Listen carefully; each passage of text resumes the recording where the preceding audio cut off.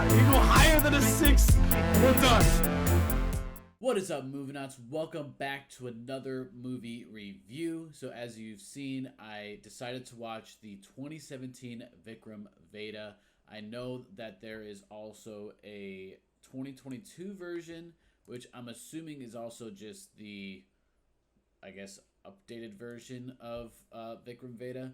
I am not entirely sure why they come out with newer ones. I guess, okay, in 2022, film was remade under the same title by the same directors. So it's an interesting concept because I feel like there's always, we have, just in the last one, like Bola was a remake or like another version of Kaithi, and then like you have all these, you have Vikram, which is like the prequel to Kaithi. There's so many different layers to Indian cinema, I feel like, and when it comes to all these different styles of movies, I just feel like it can get confusing. But I did watch the 2017 Vikram Vedha.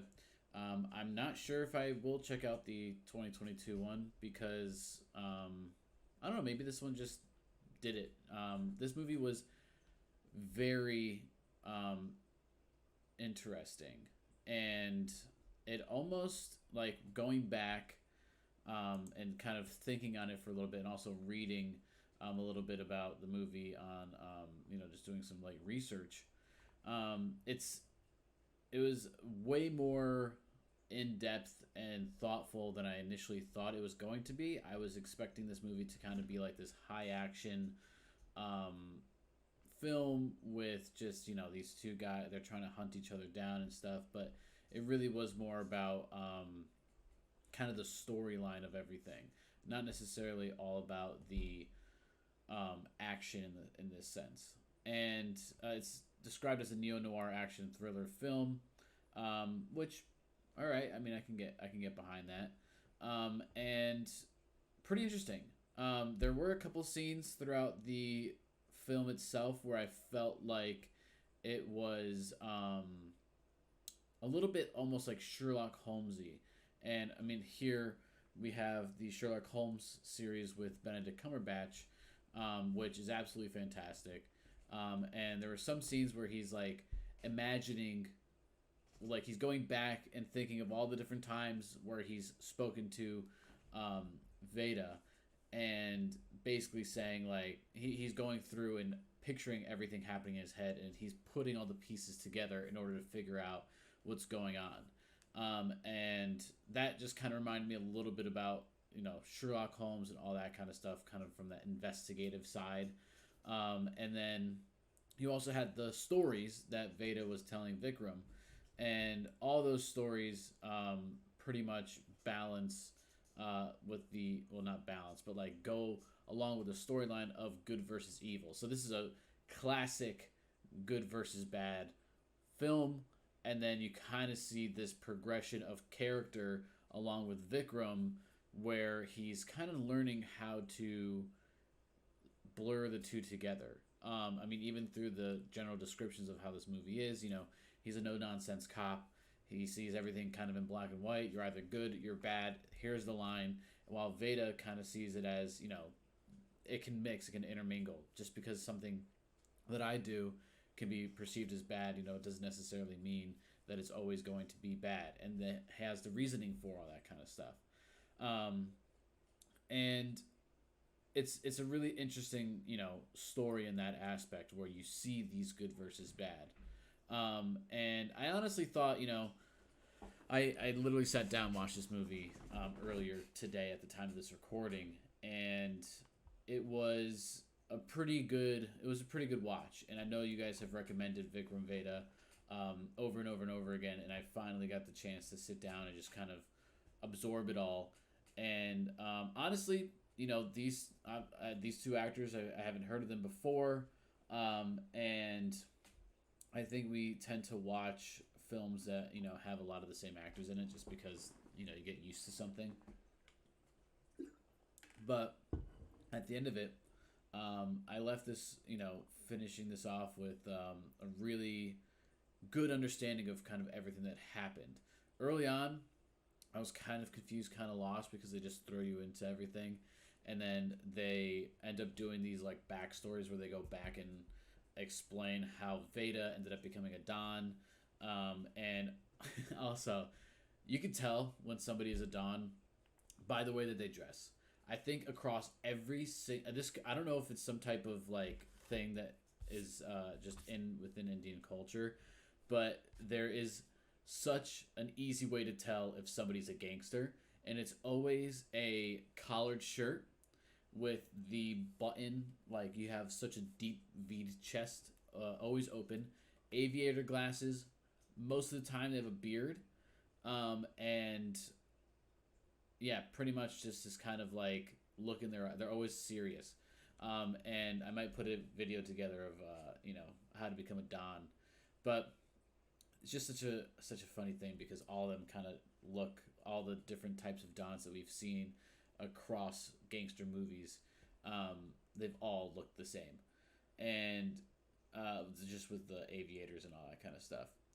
So what's interesting is that throughout this movie, you have kind of the first story, right? Or well, there are three different stories that kind of progress the movie along. So you have the backstory of Veda, and you're learning about the upcoming or his upbringing and why he's kind of in the business. He gets his brother involved, and then he kind of takes over because his brother gets a permanent scar on his hand. So then you kind of move on to when the two brothers are grown up, Veda and Puli, and they start doing things kind of more like businessmen.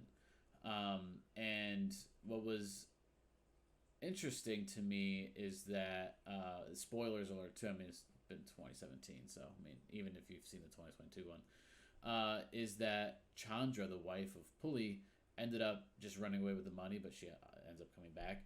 And also, the Ravi, I believe, is the guy that was kind of like the right hand man for Veda.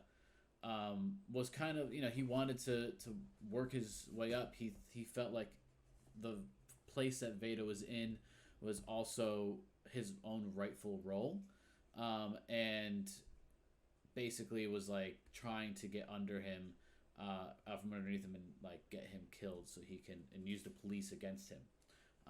And sort of at the end of this film, you see Vikram and Veda end up coming together and fighting, and it leaves off with a cliffhanger, where it's almost a dilemma, and it's saying like Vikram is like, should I let you go for saving my life, or should I still kill you because you're a murderer that killed 16 people? And that's where we leave off, and it's an interesting way to leave a movie off because you're left with that question of what's he gonna do? What's the morally right thing to do? This is a movie that is so ethically driven. We've seen a ton of Indian movies, and a lot of them have just been pretty surface level. Besides, some of the ones that we've seen that are more emotional. But there's a lot of different things that are driving these movies now that I've seen, especially with this movie. That it's way deeper. And this movie did a great job of keeping my attention as well because it's not as high action, and it really did a great job of telling the story and making it easily understandable. So, with that said, I think I want to go and take a look into the reviews, and we'll go and give our own rating of this. If you're wondering where the intergalactic movie ranking system is, I am working on creating my own. That way, I can have it here as well. And for the time being, I'll just kind of give you my rating. It does have an IMDb rating of an 8.2. Let's filter this just by India first. And you can see here a little 8.6. So, a lot of people love this movie. In the United States, 8.3. And kind of going from there, you have this 8.2 rating overall. But it seems like this movie has been well received everywhere that it's been shown. And you know what? I think that, and also for reference, 86% on Rotten Tomatoes with fewer than 50 ratings. But, still kind of like an 8.6 or so. But I think these ratings are pretty close to what I would think. And I also liked that in this movie as well, in one of the song sequences, that they mentioned that this would win an Oscar.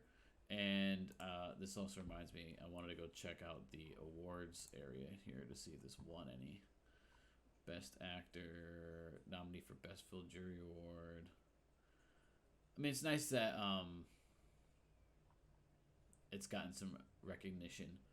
And I know that, I mean, this probably wouldn't have gone to the Oscars in 2017. A lot of great stuff came out then. But this is an interesting little mix here. You guys also in India really love your like cop versus gangster films, or just gangster films in general. There's a lot of movies, obviously, that we've seen that are very heavily driven by gangster versus cops, and I'm curious as to why. Comment down below why there are so many gangster films coming out of India, and let me know like what the reasoning is, what's the history behind that. So it seems like we got some pretty good reviews over here. My review, I thought this movie was great. I agree it wasn't exceptional, but I think this really struck a nice little thing that I was missing over the course of some of the movies that I've been seeing. I really like the emotional aspect of it. It makes you think. I like the stories that they were telling throughout this movie, and I think it was really, really well done. I like the acting in it as well. Some of the comedic bits really worked. There wasn't really any heavy like CGI or stunt work or anything like that, and everything just made sense. So I think I would give this movie. I think I would agree with IMDb. I think this would get an 8.2 from me. 8.2 out of 10. I really think that this movie was pretty great. And it deserves that 8.2. Like I said before, I'm not sure if I'm going to check out the 2022 version, but if you guys really think I should check it out, then let me know and I will check it out. But with that said, that is the movie review. Let me know what you think of Vikram Vedha, the 2017 one, down below in the comments. Do you agree with my rating? And let's have a little bit of a discussion down there. And I'll catch you guys in the next review. Now that's a good movie. I swear to God, if you go higher than a 6, we're done.